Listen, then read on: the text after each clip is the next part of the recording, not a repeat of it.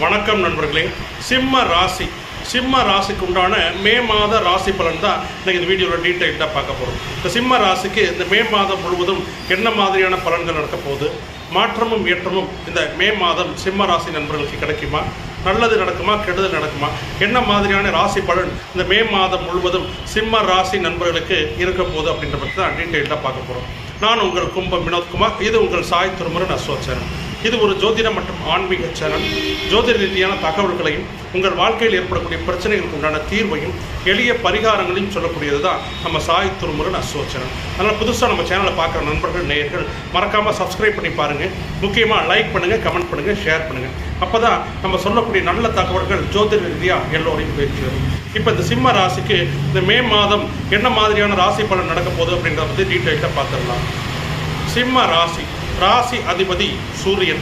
ராசி அதிபதியான சூரியன் இந்த மாதத்தின் முற்பாதையில் ராசிக்கு 9ஆம் இடத்தில் உச்சம் பெற்று இருக்கிறார். இது ரொம்ப நல்ல விஷயம். ராசி அதிபதி உச்சமாக இருக்கிறது.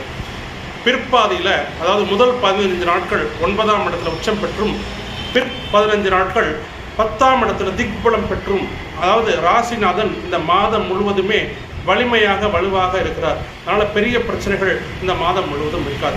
ஏன்னா ராசிநாதன் பலமாக இருக்கார். என்ன பிரச்சனை வந்தாலும் அதை சமாளிக்கக்கூடிய வலிமையும் ஆற்றலும் இந்த மாதம் முழுவதும் சிம்ம ராசி நண்பர்களுக்கு கண்டிப்பாக இருக்கும்.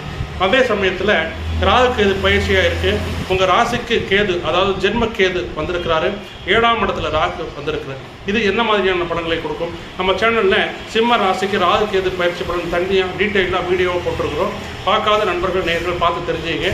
இந்த ஜென்ம கேது இது மட்டும்தான் சில சிரமங்களை கொடுக்கும். ஜென்ம கேது என்ன செய்யும்? யோசனை, விரக்தி, குழப்பத்தை கொடுக்கும். கேதுனாலே தடை, விரக்தி, குழப்பம்தான். இந்த ராசிக்கு வந்து அமர்ந்திருக்கக்கூடிய கேது பகவான் இந்த மாதம் முழுவதும் சிம்ம ராசி நண்பர்களுக்கு குழப்பத்தையும் விரக்தியையும் தடையையும் கொடுக்கும். 7ஆம் இடத்துல ராகு வந்திருக்கிறாரு. அதனால் கணவன் மனைவி கொஞ்சம் விட்டு கொடுத்து அனுசரித்து போகிறது நல்லது. சண்டை சச்சரவு இல்லாமல் விட்டு கொடுத்து அனுசரித்து போயிட்டீங்கன்னா பிரச்சனைகளை குறைச்சிக்கலாம், தவிர்த்துக்கலாம் சிம்ம ராசி. அதே சமயத்தில் அஷ்டம சனி ஆரம்பம். நம்ம சேனலில் அதுக்கும் தனியாக வீடியோ போட்டிருக்கிறோம். சிம்ம ராசி நண்பர்களுக்கு அஷ்டம சனி ஆரம்பம். சரி சார், ராகு கேது பயிற்சி சுமாராக இருக்குது, அஷ்டம சனி ஆரம்பம் ஆயிடுச்சு, இந்த குரு பயிற்சி வருதுன்னு சொல்கிறாங்களே, அது எப்படி இருக்குது?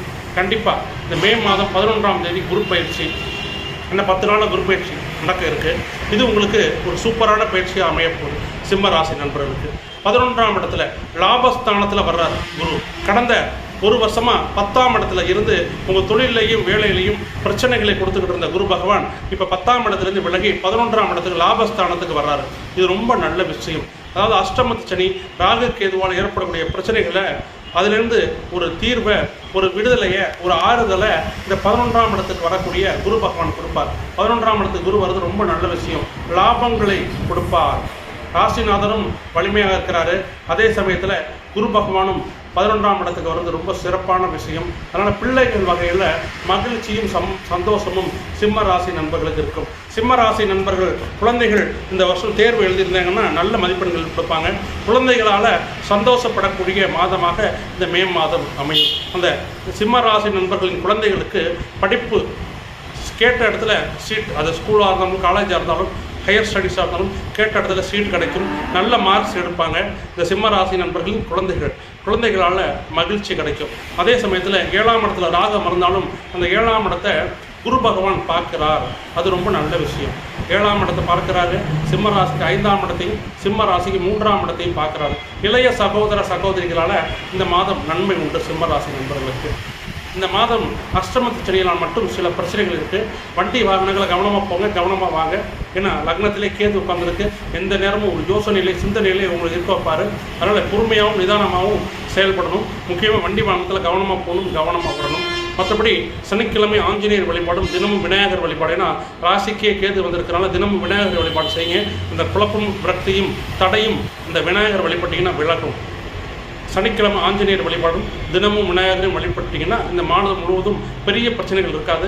பிரச்சனைகள்லேருந்து தப்பிச்சுக்கலாம். மாறா அந்த 11ஆம் இடத்துல வரக்கூடிய குரு பகவானால் பல நன்மைகளும் லாபங்களும் இந்த சிம்ம ராசி நண்பர்களுக்கு இந்த மாதம் முழுவதும் உண்டு.